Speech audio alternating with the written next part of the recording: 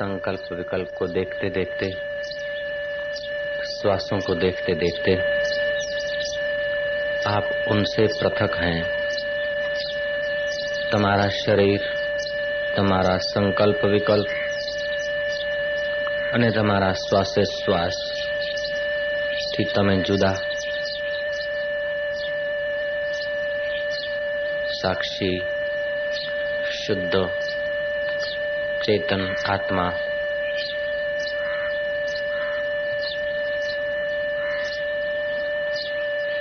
जैसे शरीर की छाया को तुम देखते हो, ऐसे अपने शरीर को अपने से पृथक देखने का प्रयोग करो।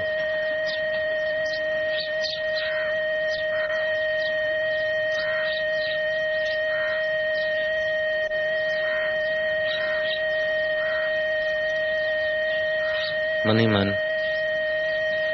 इस प्रयोग को महसूस करो।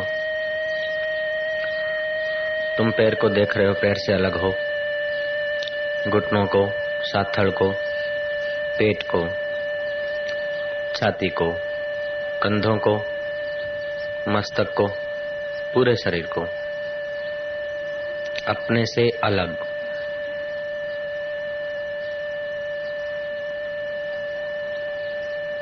ये शरीर अर्थी पे चढ़ा है,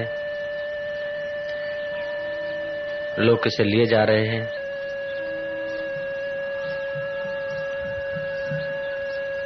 इसे जलाया जा रहा है, इसको मैं देखा जा रहा हूं। ऐसे शरीर कई आए कई गए, वास्तव में मैं कौन हूं? जिस शरीर के लिए इतने कूड़ कपट किए, जिन शरीरों के लिए चिंताएं की, जिस शरीर के लिए सत्संग से पीठ दी, जिस शरीर की सुविधा और सुख के लिए कर्मों की गठरियां बांधी, वह शरीर अर्थी पे पड़ा है। मैं इसे देख रहा हूं, मैं कौन हूं?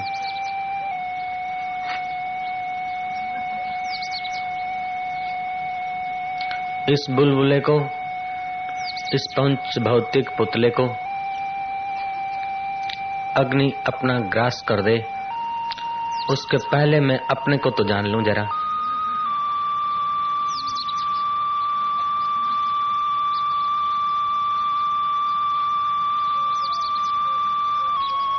ये मनुष्य तन का खेल खत्म हो।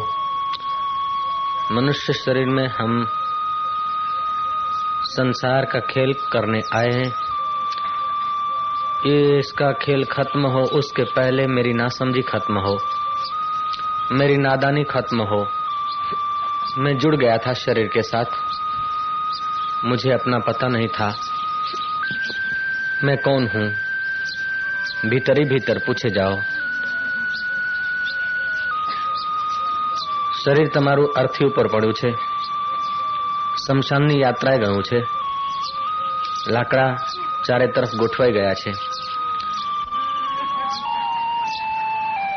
લોક અગ્નિ ચાપવા માટે મશાલ લઈને ઊભા છે અને તમે તમારા શરીરની દશા જોઈ રહ્યા છો, તો તમે તે શરીર તો નથી જ, તે શરીર તમે નથી, तो તમે शुद्ध रूपे कौन छो? पूछो पोताने, अपने को पूछो, खूब गहरा प्रश्न पूछो, खूब गहराई से पूछो, ऐसी गहराई से पूछो, ऐसी गहराई से पूछो कि जो खजाने बंद हैं वो खुलने चाहिए, प्रकाश होना चाहिए।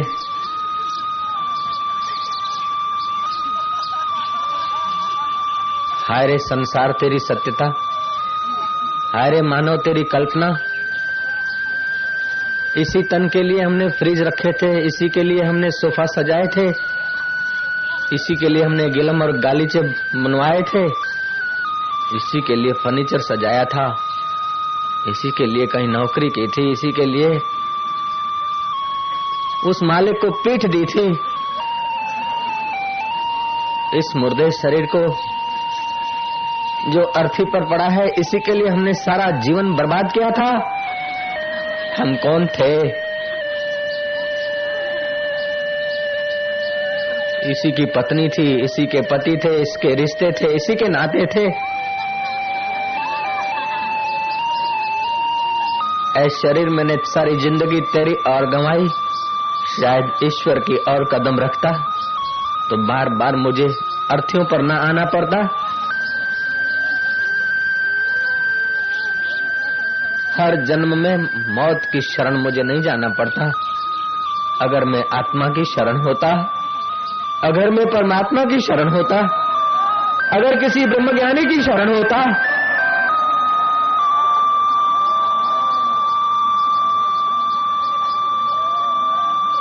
हे शरीर और शरीर की आसक्ति, हे ममता और ममता के कार्यों, तुम्हें अलविदा हो। मेरा समय तुम नष्ट कर रहे हो। अब मुझे भीतर गहरी यात्रा करने दो। धिक्कार है मुझे कि सदियों से भटकता चला आ रहा हूं और अपने को नहीं पहचाना। इन शरीर रूपी लोथों को पालता पोसता, गाड़ता आया, जलाता आया, मरता आया, जन्मता आया, माता के गर्भों में ऊंधा लटकता आया। हे रिश्ते नाते किनारे हो जाओ, हे आसक्तियां दूर हटो। अब हे देह के ऐश आराम, तुम्हें अलविदा हो। हम विदेही आत्मा को जानेंगे ही। हम उस अंतर्यामी परमात्मा को पहचान कर उसमें एक हो जाएंगे।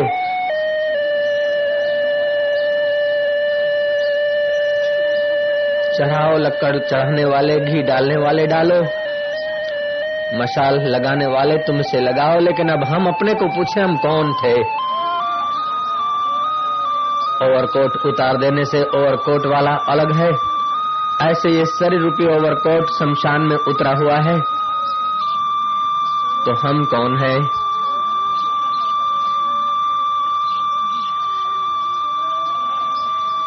मैं कौन हूँ? हे मेरे प्रभु, तू मुझ पर कृपा कर। हे मेरे गुरुदेव, तू मुझे ज्ञान दे। हे मेरे पुण्य कर्म, तू मुझे सहयोग दे। हे मेरे सनातन शास्त्र, तू मुझ पर कृपा कर। मैं कौन हूँ मुझे पता चल जाए।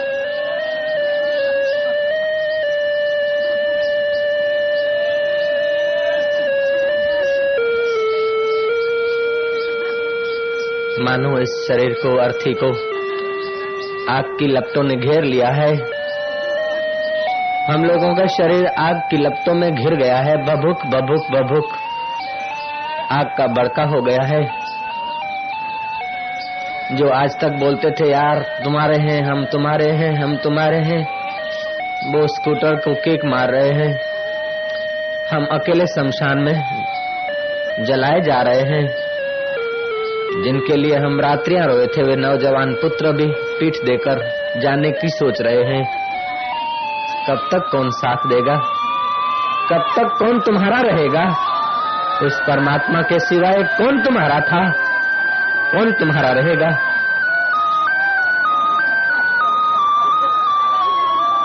झूठी ममता, झूठी आसक्ति, झूठी कल्पना। ऐ संसार, तेरे रिश्ते नाते बस यहाँ तक, तेरे रीत रिवाज यहाँ तक, तेरा भाईचारा यहाँ तक।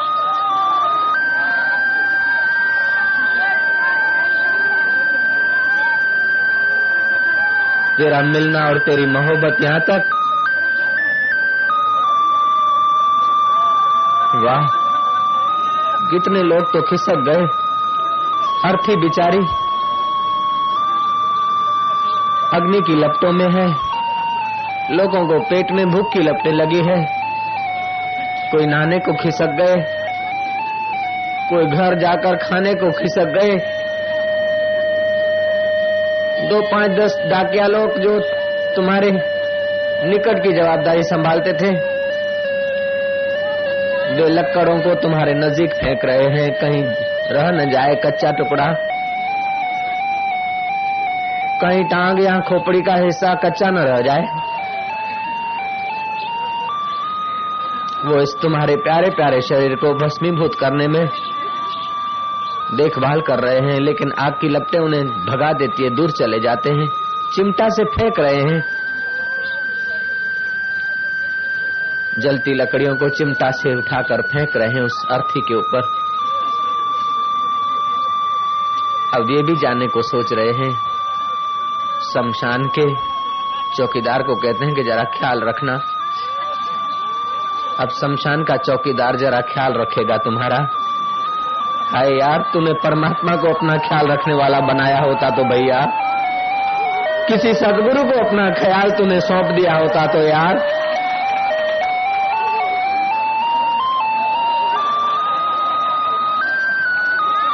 किसी कबीर को तूने अपना ख्याल रख दिया होता चरणों में। हे मालिक, तू मेरा ख्याल रखना। हे मेरे प्रभु, तू मेरा ख्याल रखना। दुनिया के हंगामों में आंख मेरी लग जाए, संसार की मोह माया चकाचौंध में मेरा जीवन नष्ट होने लगे तो मेरे मालिक तू मेरा ख्याल रखना। मेरे गुरु तू मेरा ख्याल रखना। मेरे प्रभु तू मेरा ख्याल रखना। मुझे अपने सत्य के तरफ ले चलना, मुझे साधना के तरफ ले चलना, मुझे परमात्मा की गरिमा के तरफ ले चलना मेरे मालिक। शमशान का चौकीदार क्या ख्याल रखेगा? डाकिये बेचारे क्या ख्याल रखेंगे? कई जन्मों में इन्होंने ख्याल रखे, कहीं मुर्दा कच्चा न रह जाए, बस पूरा जलाओ, इसको पूरा भस्म करो। लेकिन भगवान जब ख्याल रखते हैं, पूरा भस्म नहीं करते, पूरे का पूरा परमात्मा बना देते हैं, पूरे का पूरा सद्गुरु बना देते हैं, पूरे का पूरा सत्य स्वरूप में जगा देते हैं, सोहम स्वरूप में जगा देते हैं। शमशान के चौकीदार तू ख्याल क्या रखेगा? हमने ख्याल रखने वालों को खोज लिया है, हमने ख्याल रखने वाले की बात को स्वीकार कर लिया है। अब ऐसी देह हम न धारेंगे, साधो हम अमर हुए अब न मरेंगे। अब वासनाओं के चक्काचौंध में हम न फंसेंगे। वासनाओं के कारण जन्म होते हैं, वासनाओं के कारण दुख होता है, वासनाओं के कारण मृत्यु होती है। अब हम कौन है उसको जानकर अपने मुक्त स्वभाव में रहेंगे। शरीर जल रहा है, मित्र और कुटुंबी और पड़ोसी अलविदा हो गए। उसको चाय पानी के पैसे मिल गए, वो भी सुल्फा खींचने लग गया। कौन तुम्हारा ख्याल रखे यार? एक दिन बीता, दूसरा दिन बीता, तीसरे दिन को आ गए साथी चुनने के लिए, फूल चुनने को आ गए। एक छोटा सा डिब्बा लाए हैं, खाली डिब्बा लाए, गोलियों का, बिस्किट का, छोटी सी बरनी लाए हैं। चम्मच से पकड़ पकड़ के वो कीमती हड्डियां जो तुम्हारा जरा सा फ्रैक्चर होता था तो तुम सब लुटाने को तैयार हो जाते थे, उन टुकड़ों को अब खोज रहे हैं, डिब्बे में डाल रहे हैं। तुम्हारे जीवन लीला का खेल समाप्त हो गया। वो डिब्बा अब घर में नहीं लाया जाता है, दूर दूर। जिस काले पसीने की कमाई से तुमने मकान खरीदा था, फ्लैट खरीदा था, घर बनाया था, उस घर में इन हड्डियों को अलाउ नहीं है। बाहर बाहर अपशुकन, अपशुकन है, बाहर रखो। अरे वाह संसार, अरे वाह मित्राचारी, अरे वाह आसक्ति और ममता, यही तेरा अंतिम जवाब? डब्बा ने बाहर मुंह को किसी हरे झाड़ पर बांध दो, हरिद्वार जाएंगे तब परभारा छोड़ के आना, परभारू घरे नहीं लावू। जिसको तुमने मैं मान रखा था वो अपर भरा जाने को डिब्बे में पड़ा है और डिब्बा टिंगा है किसी पेड़ में, पड़ा है किसी कोने में। तुम्हारे कुटुंबी छुट्टी के दिन खोज रहे हैं, टिकट रिजर्व करा रहे हैं, तुम्हारे फूल पहुंचाने को हरिद्वार जा रहे हैं, गाड़ी में बैठे और सामान तो सीट के ऊपर रखा डिब्बा है, लेकिन किसी को शक न लगे और अपने को भी अच्छा नहीं लगता उस मित्र को। वो डिब्बा उठाकर सीट के नीचे रख दिया, पैर से धकेल दिया। सहयात्री पूछता है कि शू छे? क्या तो कहीं नहीं नकामू छे। क्या है डब्बे में? गोली है, बिस्किट है, कुछ खाने का? कि नहीं छोड़ो, जाने दो, नकामू छे। पैर की ठोकर से उन तुम्हारे अस्थियों को, हड्डियों को सीट के नीचे रख दिया।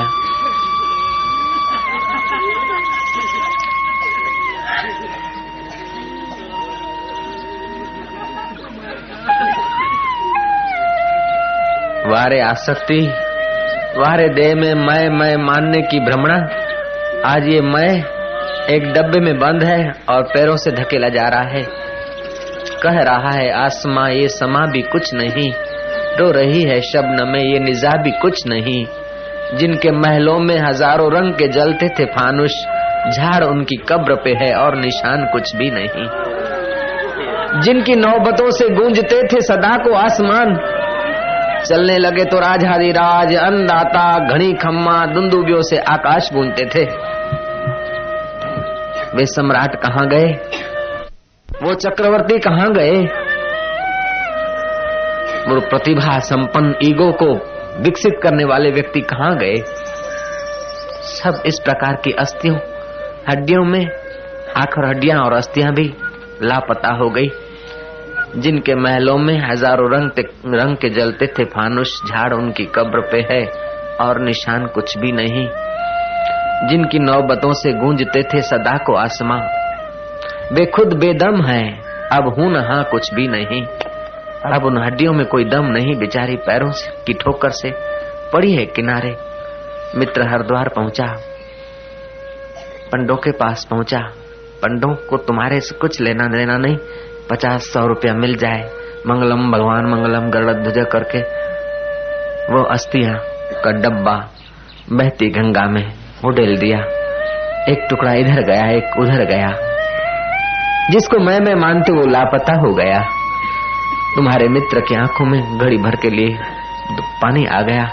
अब मित्र भी जाने के लिए गाड़ियों के टाइम पूछ रहा है पंडा से। होटल कौन सी अच्छी है, भोजन कहाँ से अच्छा मिलता है, वो पूछ रहा है। भैया तुम्हारी हड्डी कहाँ कहाँ पहुंची वो नहीं पूछेगा।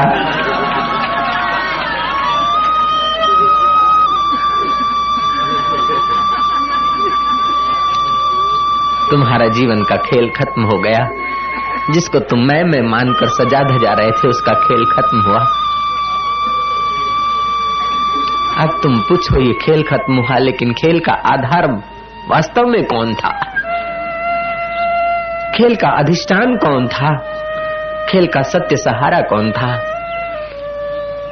जिसके बल से मैं शरीर को मैं मान रहे थे, वो असली मैं कौन थी? वो असली मैं कौन हूँ? ऐसा अपने को प्रश्न पूछो। शायद वो असली तुम्हारा मैं जो है ना, वो परमात्मा की सत्ता से उठता है। वास्तव में वो परमात्मा तुम हो यार, तुम शरीर न थे। शरीर तो ऐसे कई तुमने खेल खत्म किए। वो असली मैं कौन हूँ पूछो गहराई से। हजारों जन्म के बाप तुम्हें जो नहीं दे सके, हजारों जन्म के मित्र तुम्हें नहीं दे सके, लाखों रुपए तुम्हें जो नहीं दे सके, वही खजाना सत्संग तुम्हें हंसते हंसते देना चाहता है। आज अलविदा का दिन है। शायद तुम्हें ये कोई कुंजी मिल जाए। इस कुंजी का तुम रोज प्रयोग करते करते अपनी मैं को पहचान लो तो तुम्हारा जीवन तो धन्य हो जाएगा। तुम्हारी मीठी नजर जिन पर पड़ेगी वे भी निष्पाप हो जाएंगे। ओम।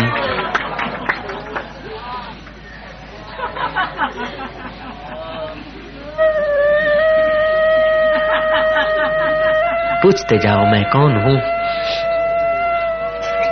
अपने से पूछो,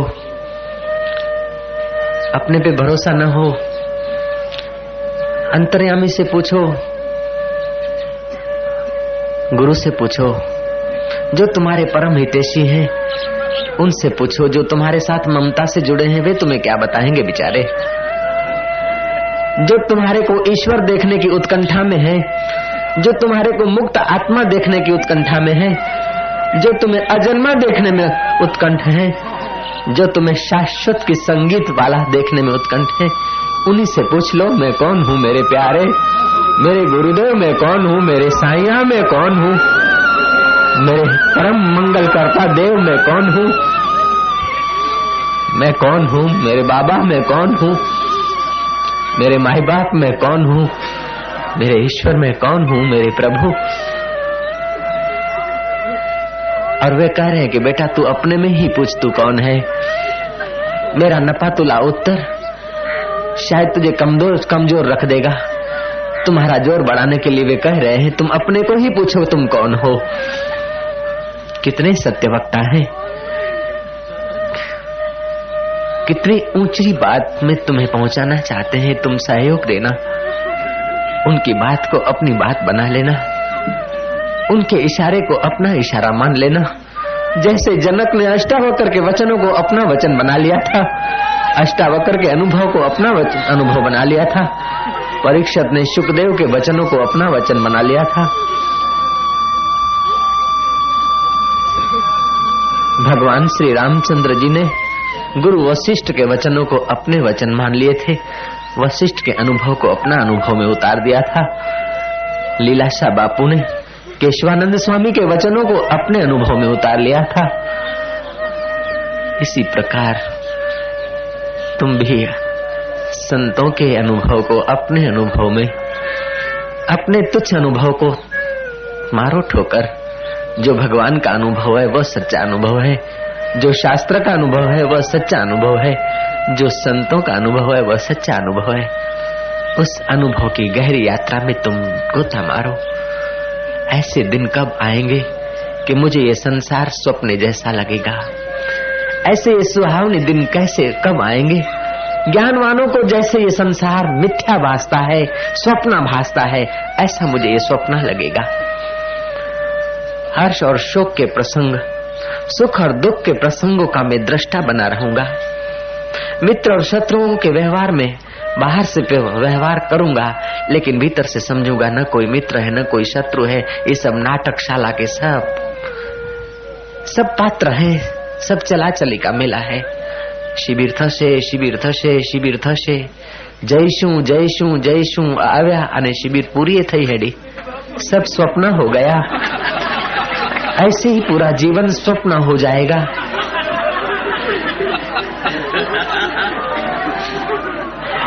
पूरा जीवन स्वप्न, हर श्वास स्वप्न,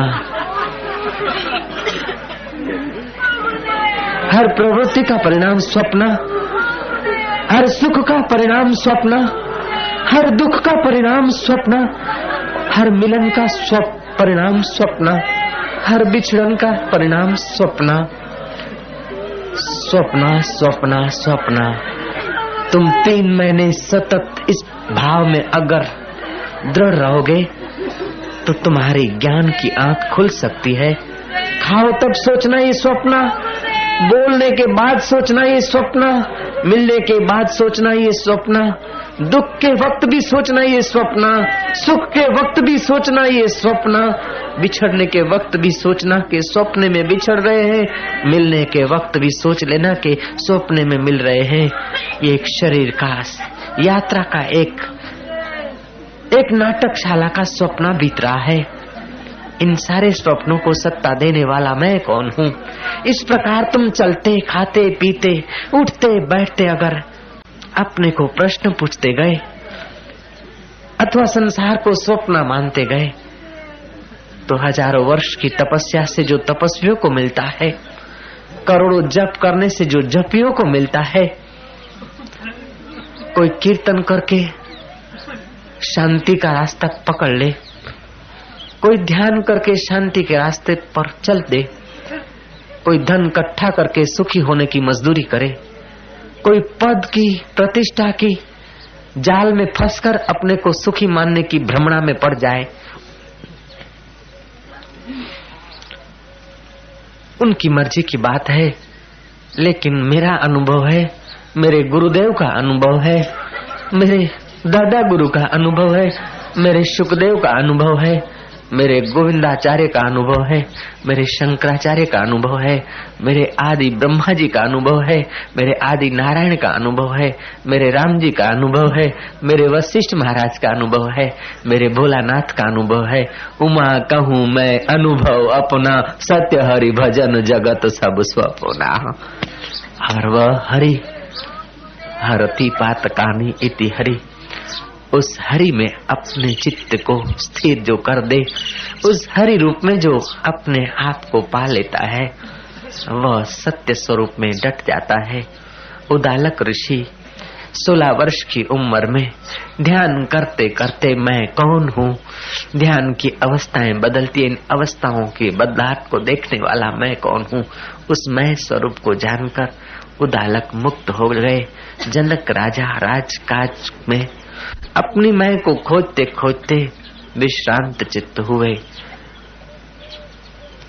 छठे केंद्र पर ध्यान करते करते रामकृष्ण परमहंस माँ के दर्शन करते हैं। अब आगे की यात्रा रुक जाती है। सौभाग्य से तोतापुरी गुरु मिले हैं। तोतापुरी ने कहा, मेरे से अब तत्व स्वरूप को पहचान ले, मेरे अनुभव को अब तू अपना अनुभव बना ले, मेरे से ज्ञान ले ले। तब रामकृष्ण कहते कि अब मुझे ज्ञान की क्या आवश्यकता है, मैं तो यहाँ ध्यान करता हूँ, माँ के दर्शन होते हैं। तो तपुरी ने कहा, माँ के दर्शन तो होते, लेकिन माँ के दर्शन करने वाला मैं कौन हूँ, इसको भी जानना और बाकी रह गया। ठहरो बाबा जी, मैं माँ से पूछ कर आऊं। गए हैं माँ से पूछने के लिए। माँ माँ माँ माँ काली प्रकट हुई है। रामकृष्ण देव कहते हैं, माँ वो बाबा जी आए हैं, बोलते मेरे से आत्मज्ञान ले ले, तत्व ज्ञान ले ले, अपने स्वरूप को पहचान ले। माँ कहती, हाँ ठीक है, तू उनका शिष्य बन जा, उनसे ले ले खजाना। रामकृष्ण चकित होकर पूछते हैं कि माँ फिर तुम्हारे दर्शन का फल क्या, 50 वर्ष की साधना का फल क्या? माँ कहती है कि मेरे दर्शन का फल यह है कि ब्रह्म ज्ञानी आत्मवेता संत तुझे मिल गए हैं, ये मेरे दर्शन का फल है। तेरी साधना और पूजाओं का, तेरी सच्चाई और सत्संगे का, तेरे सत्कर्मों का फल यह है कि तुझे कोई ब्रह्मवेता सदगुरु मिल जाए, बस। रामायण में आता है, तुलसीदास ने राम जी से कहलवाया है, मम दर्शन फल परम अनुपा, मम दर्शन फल परम अनुपा, जीव पावै निज सहज स्वरूपा, जीव पावै निज सहज स्वरूपा। जब तक रामकृष्ण सहज स्वरूप को नहीं प्राप्त होते हैं, तब तक साधना अधूरी है।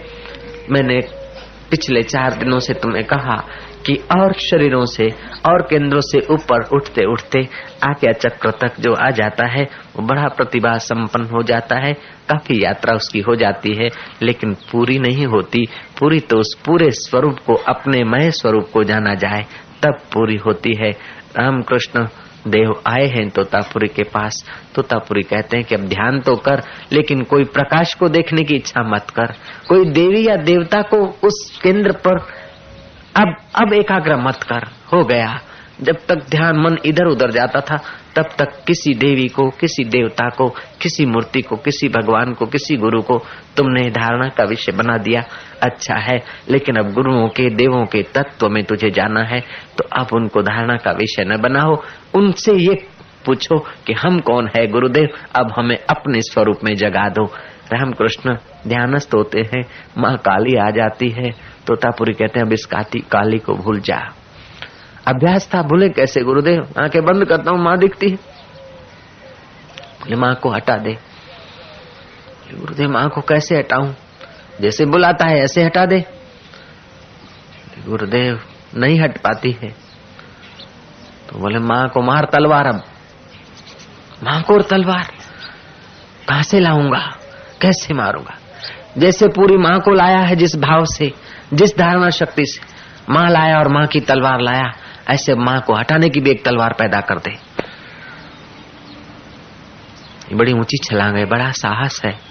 सतगुरु के बिना ऐरा गहरा व्यक्ति यहां से तुम्हें आगे नहीं ले जा सकता। जिस इष्ट के लिए सर्वस्व छोड़ा और जिस इष्ट के लिए पूरे पूरे समर्पित हो गए और जिस इष्ट के लिए एक पुजारी रामकृष्ण देव हो रहे हैं, अब उस इष्ट को, उस इष्ट के दर्शन को गुरुजी बोलते अब इसको छोड़। अभी तक तो ये साधन था और अब ये अड़चन हो रही है माँ, क्योंकि अब तू माँ का दर्शन करने वाला तू अभी पृथक रहा, माँ के तत्व से तू जुदा रह जाएगा बेटा। जो माँ, जिस सत्ता से माँ माँ है, जिस सत्ता से कृष्ण कृष्ण है, जिस सत्ता से राम राम है, जिस सत्ता से बुद्ध बुद्ध है, वो बुद्धत्व को तो उपलब्ध हो जा। पारस और संत में बड़ो अंतरो जान, पारस लोहे को सोना करे, संत करत आप समान। रामकृष्ण ध्यानस्थ हो गए, चेहरे पर वही भाव, वही माँ का प्रेम और भाव। कि ना तोतापुरी गुरु कहते हैं कि भाव और प्रेम से भी आगे, जिससे सारे भाव और सारे प्रेम प्रकट होते हैं, उस शांत स्वरूप में जग जा। माँ को हटा दे। गुरुजी नहीं जाते, क्या करूं। कांच का टुकड़ा पड़ा था रामकृष्ण के भ्रूमध्य में, तीसरे नेत्र पर। उसका स्पर्श कराते हुए कहा कि हटा दे माँ को, हटा दे। और निर्विकल्प समाधि में चले गए और 6 दिन उस अवस्था में रहे, 6 दिन तक। 6 दिन के बाद जब आंख खुली तो रामकृष्ण का पहला ही वचन है कि माँ 6 दिन तूने मुझे होश में रखा, अब फिर इस बेहोशी में लाती। संसारी लोग समझते हैं जिसे बेहोशी, यात्रा जिनकी पूरी हो गई वे समझते पूरा होश वहीं है, हम लोग अभी बेहोशी में जी रहे। वो 6 दिन के लिए समाहित हो गए, तुम 6 मिनट के लिए भी समाहित हो जाओ, तभी भी अनुभव वही होगा जो रामकृष्ण को हुआ था। वहां जाने पर, निर्विकल्प अवस्था में जाने पर कोई आकृति नहीं बचती, कोई प्रकाश नहीं बचता, कोई रूप नहीं बचता, कोई रंग नहीं बचता, कोई दृश्य नहीं बचता, कोई दृष्टा नहीं बचता। जो बचता है वहां अवाच्य पद है। कोई सोहम कहने वाला, सोचने वाला नहीं बचता। फिर वो जीवन मुक्त पुरुष संसार में हम लोगों की नाई खाता, लेता, देता है, लेकिन जैसे हम औरों के शरीरों को देखते हैं वैसे वो अपने शरीर को भी देखता है।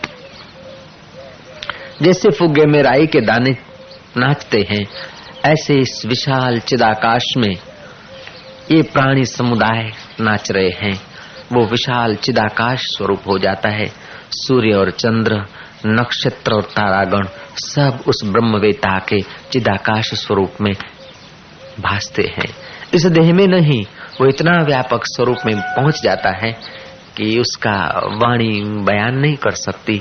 ऋषि कहता है यतो वाचो निवर्तन्ते अप्राप्यसा मनसा सह आनंदोति ब्रह्मण न विभेति कदाचन। जहाँ वाणी जा नहीं सकती, मन लौट कर आता है, बुद्धि बिचारी वहाँ शांत हो जाती है। उस ब्रह्म को, परमात्मा को पाकर ब्रह्मवेत्ता फिर कभी भयभीत नहीं होता। फिर उसे मृत्यु का भय नहीं, जीने की इच्छा नहीं, मान का भय नहीं, अपमान का भय नहीं, मान की इच्छा नहीं। वो समझता है मान आया गया, अपमान आया गया, मित्र आया गया, शत्रु आया गया, सुख आया गया, दुख आया गया। ये जब चित्त का स्फुरना होता है, भासता है मन सो गया तो कुछ नहीं। वो ज्ञानी का मन नहीं रहता, अमनी भाव को प्राप्त हो जाता है। जिस वक्त ज्ञानी उपयोग करना चाहे तो पहले के संस्कार मन में जो पड़े हैं भुने हुए, मन का, बुद्धि का उपयोग कर लिया, लेकिन फिर मन उनका उस आत्मपद में लगा रहता है तो मनन भाव उसका छूट जाता है। जैसे लोहे की पुतली पड़ी है मिट्टी में, उसको काट चढ़ जाएगा, तुम उसे सफा करो, सुथरा करो, कबाट में रखो, समय पाकर वहां भी उस लोहे की पुतली को काट चढ़ सकता है। अब उस लोहे की पुतली की आकृति तो वही की वही है, लेकिन तुमने पारस से टच करा दी। अब उसे कबाट में रखो चाहे कीचड़ में रखो, उससे काट न लगेगा।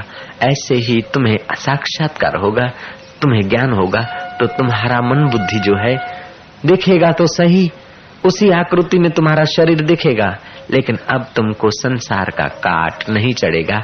उसी को कहते हैं जल कमलवत निर्लेप। सच्चा जीवन तो तब शुरू होता है, अभी तो हम मरे मरे जी रहे हैं, अभी तो मुर्दे के जीवन को अपना जीवन मानते हैं, हड्डी मांस के शरीर को हम लोग मैं मानते हैं, हाड़ मांस वात पीत कफ की लोथ को हम मैं मान रहे हैं। और ऐसी लोथें तो कई जन्मों में तुम जलाते जलाते आए हो। इस लोथ के तो कई मित्र, कई शत्रु, कई पड़ोसी तुम अपने मान मान के पराये करते आए हो। दीर्घ तपा नाम के ऋषि तप करते थे, उनके 2 बेटे थे, पत्नी भी सहचरी थी।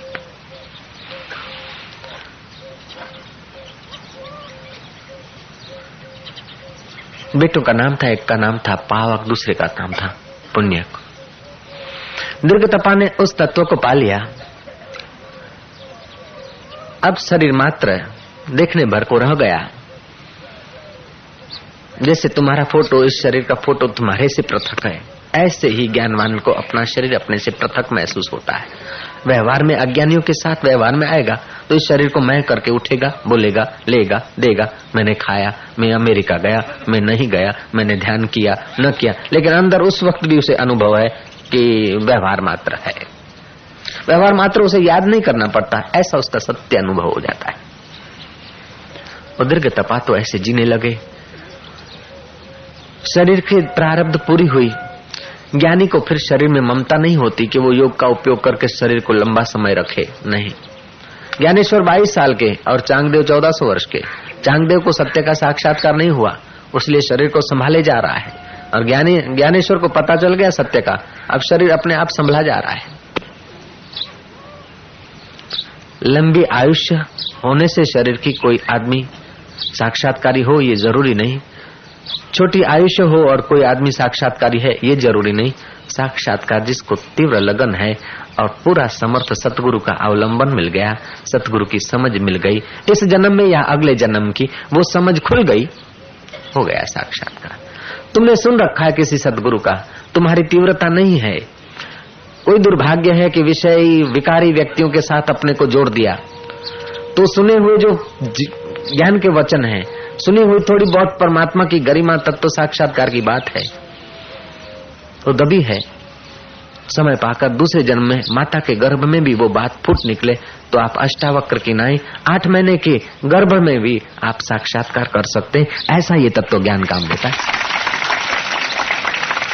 आप 8 महीने के या 8 साल के डॉक्टर नहीं बन सकते हैं, 8 साल की उम्र में आप इंजीनियर नहीं बनते हैं, 8 महीने के गर्भ में आप उद्योगपति नहीं बन सकते हैं, लेकिन 8 महीने के गर्भवास में रहते हुए भी आप अलख के अनुभवी महापुरुष जनक के गुरु बन सकते हैं। ऐसा ये आध्यात्मिक खजाने का गहरा असर होता है।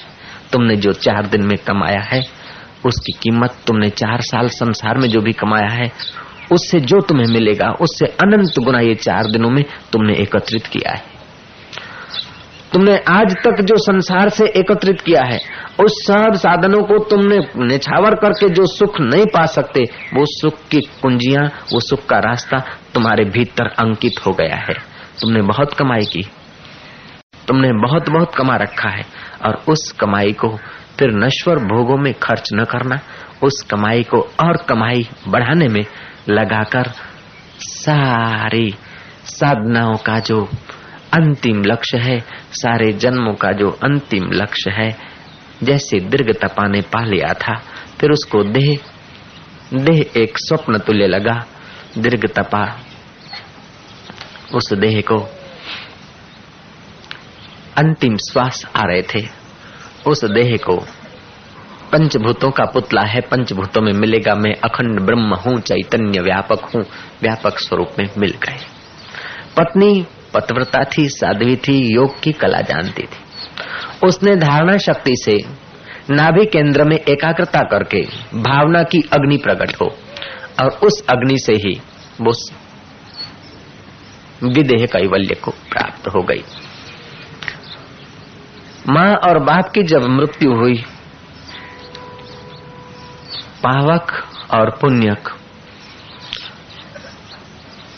पावक जो था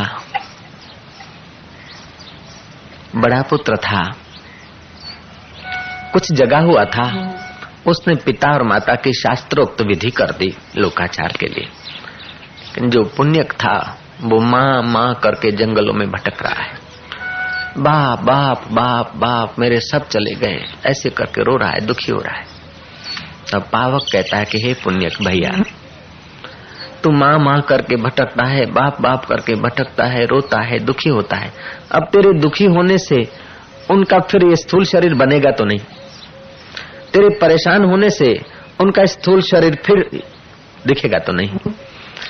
और इन माँ और बाप को तू याद करता है और इस जन्म के मित्रों को तू याद करता है, तो अगले जन्म में भी तेरा कोई माँ रहा होगा और तेरा कोई बाप रहा होगा, तेरा कोई भाई वो रहा होगा, तेरी कोई बहन रही होगी। मैं योग की धारणा से देख रहा हूँ कि भाई अगले जन्म में भी तेरे माँ थी, बाप था, भाई था।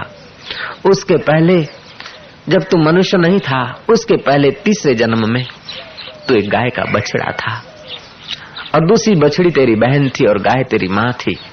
अब वे कहाँ है तू सोच उनके लिए भी। उसके पहले तू एक हिरण था और मैं तेरा बड़ा भाई था। मैं धारणा शक्ति से अगले जन्मों को देखकर तुझे कह रहा हूँ, ये सब खोलिए आए, देह आई और गई। इन देहों को, इन चमड़ों को, इन आकृतियों को जो लोग मैं मानते हैं वे शूद्र हैं। शूद्र चीजों को जो मैं मान के जीते हैं वे शूद्र हैं, और जो आत्मा को मैं मानने की कोशिश करते हैं वो ब्राह्मण है, और जो आत्मा को जान लेते हैं वो सच्चे ब्राह्मण ब्रह्मवेता हो जाते हैं।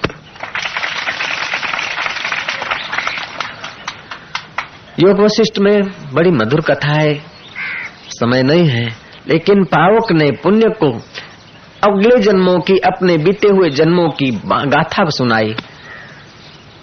पुण्यक की भ्रमणा चली गई और पुण्यक भी मैं कौन हूँ उस यात्रा में लगकर अपने स्वरूप को पा लिया। जब पुण्यक जैसा नादान बच्चा भाई का उपदेश पाकर मैं कौन हूँ को खोज कर मुक्त हो सकता है, तो मेरे साधक मेरा उपदेश पाकर मैं कौन हूँ इसकी खोज करें तो उनको मुक्त होने में क्यों देर लगेगी।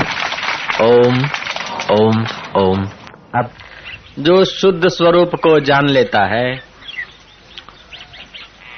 वो बात समझ लेता है कि आज तक का जो बंडल उठाकर हम बोझे का चल रहे थे, मैंने किया मैंने किया मैंने किया, जन्म लेना हमारे हाथ की बात नहीं, मर जाना हमारे हाथ की बात नहीं, काले बालों को सफेद होने से थामना हमारे हाथ की बात नहीं, 60 साल के बुढ़ापे को 20 साल का जवान बना देना हमारे हाथ की बात नहीं। जय जय जय। सर्व आरंभेषु निष्कामो। ओ बालवत मुनि, उसके द्वारा कोई प्रवृत्ति तो होती है लेकिन आरंभ में कामनाएं नहीं होती।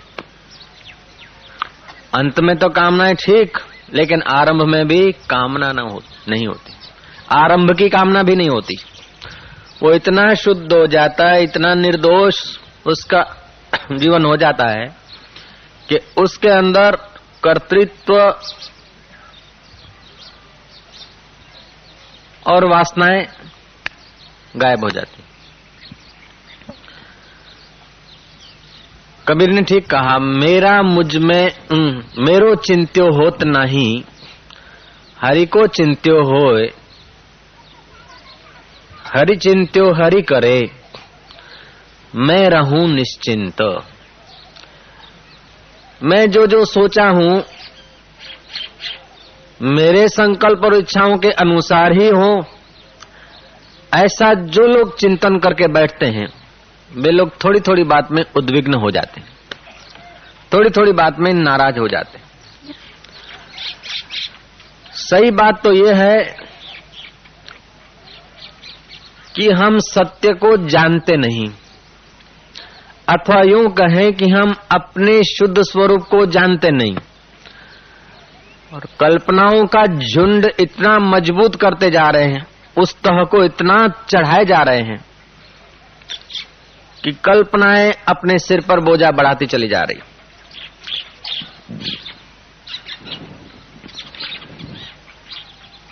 सेठ पानी दे रहे हैं बगीचा को। बाबा जी घूमते घामते गए, ये बगीचा किसका है? बोले हमारा है। देखो कितने सुंदर फूल उगे, कितने सुंदर पेड़ लगाए हैं। अच्छा, तो फूल तुमने उगाए क्या? हाँ, मैं वाया। तो क्या फूलों को रोशनी तुमने दी? पानी तुमने मैन्युफैक्चरिंग किया? फूलों में रंग तुमने भरा? जय जय। फूलों में कलर तुमने भरा? पानी तुमने बनाया? किरण तुमने बनाए? हवाएं तुमने बनाई? वो हवा ले रहे हैं तभी तो जी रहे हैं, किरण पी रहे हैं तभी तो जी रहे हैं।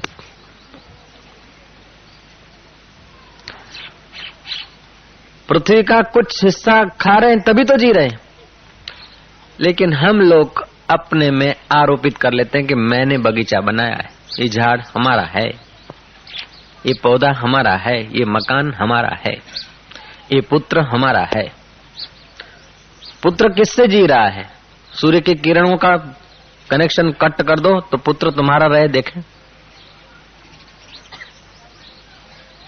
हम लोग थोप लेते हैं। ऐसे ही देह को भी हम लोग हमारा मानते हैं, हमारा नहीं हम मान बैठते। हमारे शरीर को भी हम लोग हम मान बैठते। हकीकत में ये है तो 5 भूतों का ही परिणाम, 5 भूतों का ही रूपांतर है, हिस्सा है। और उन अपने स्वरूप को जानते नहीं तो पंच भौतिक देह को हम मैं मान लेते हैं। और इस पंच भौतिक देह की प्रवृत्ति में कल्पनाओं का एक झुंड सिर पर उठाकर बोझा अपने को हम कर्ता कर लेते हैं। लेकिन जिसकी ज्ञान दृष्टि खुल गई है, ऐसे जो मुनि है वे सब अनंत पर छोड़ देते। जब सूर्य के प्रकाशों के द्वारा, सूर्य में प्रकाश तेरा है, फूलों में गंध तेरी है, पृथ्वी में गंध तेरी है, जल में रस तेरा है, तो मैं बीच में क्यों टांग अड़ाऊं कि मैंने किया, मेरा है, मैं करूं।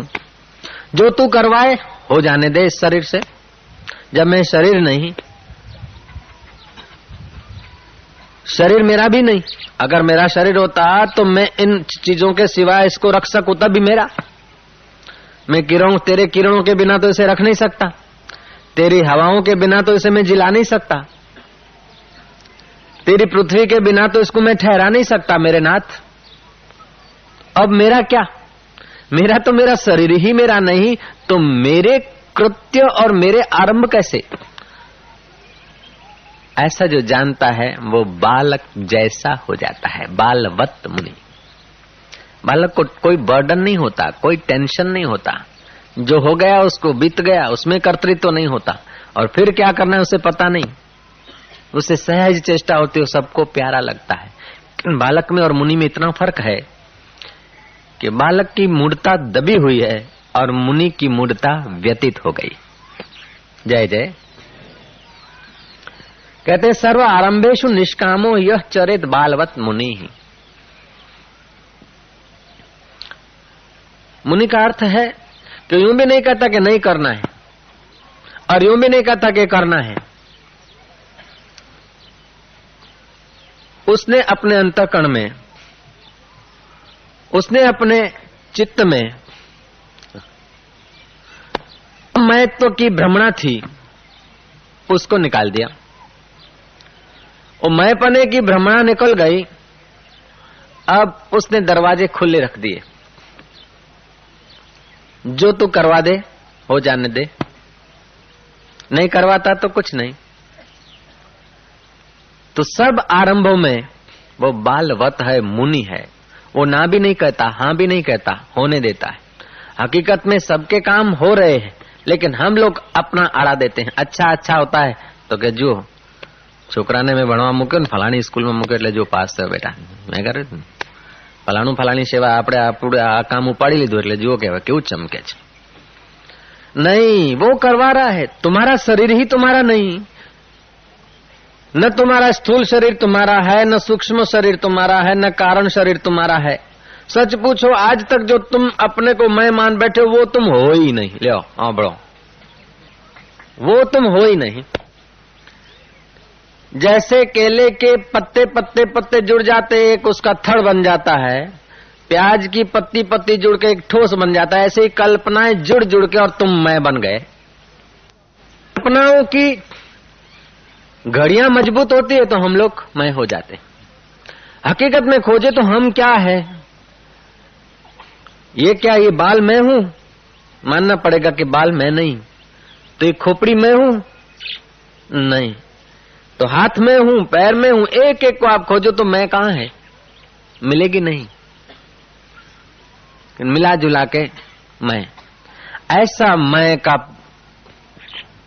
गट्ठा गुलाम नबीर के पास भी था, हम लोगों के पास भी होता है. गुलाम नबीर किसी जंगल से आ रहा था, रात्रि का समय था, चंद्रमा की रोशनी पड़ रही थी किसी कुएं में. गुलाम नबीर कहता कि अरे यार, रोजों के दिन और तू इधर फंस गया.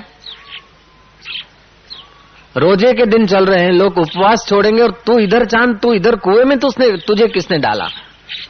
मैं गुलाम नबीर हूं, कार्यकर्ता हूं, समाज सुधारक हूं, नेता हूं. मुझे मेरा ये कर्तव्य हो जाता है तुझे बाहर निकालूं. मैं शुद्ध का पता नहीं, इसलिए कर्तव्य का भी आरोप किया जाता है. जय जय, मेरा कर्तव्य तुझे बाहर निकालूं. रस्सा बस्सा लाया, फांसा बनाया और डाला कुएं में, घुमाया. कोई चट्टान थी, कोई पत्थर का ऐसा अणी थी कहीं, और रस्सा उसमें फंस गया. अब गुलाम नबी खींचता है कि हाँ आया तो है, लेकिन वजन तुझ में काफी है यार, तू भारी है, लेकिन मैं भी कोई कम नहीं हूं. मोहम्मद का पुत्र हूं मैं, गुलाम नबीर मेरा नाम है, मैं तुझे बाहर निकाल के ही छोड़ूंगा. खींचता है, हंस के मारता है, गांठ हो गई पक्की पत्थर में, चट्टान में भीतर. मारे जोर 1 2 4 5 नहीं आ रहा है. कसम खा ली तेरे को बाहर निकालने की. पनघट पर पैर रखे जोरों का झटका मारा, रस्सी टूट गई, पीठ बल जा गिरा. 2 मिनट के लिए तो मूर्छित हो गया, फिर आंख खुली तो आकाश में देखा कि चांद पहुंच गया है. भले थोड़ी चोट लगी, लेकिन ला के रख दिया कि नहीं रखा, रख दिया हमने तेरे को. हम कोई जैसे तैसे आदमी नहीं. हकीकत में चांद को गुलाम नबी ने लाकर रख दिया कि उसने अपने में थोप लिया, अपने में थोप लिया. ऐसे ही जगत का व्यवहार, जिस वक्त जिसको जहां आना, खाना, जाना, जीना, मरना, रोना, हंसना, जो जो तुम्हारे से वो अनंत करवा रहा है, होने जाने दो. लेकिन हम लोग गुलाम नबीर के पड़ोसी कभी न बने, ये आशाराम तुम्हें याद दिलाता है कि आ संस्था उभी करी. હવે બાપુ આ બીજી વાર જ આવ્યો છું. उसकी मर्जी. और ये जरूरी नहीं कि जो हाथों से परमात्मा सेवा ले उन्हीं हाथों से वो लौटा के दे ना, लेकिन देगा जरूर, देता जरूर है, कंगाल नहीं है. जो जो तुम उसके माध्यम बन जाते हो, वो तुम्हारे द्वारा करता है. समझो तुम हमने किसी की सेवा की और बदले में उसने हमको फटकार दिया, तो हमारे अहम को कम करने के लिए परमात्मा ने ऐसा करवाया.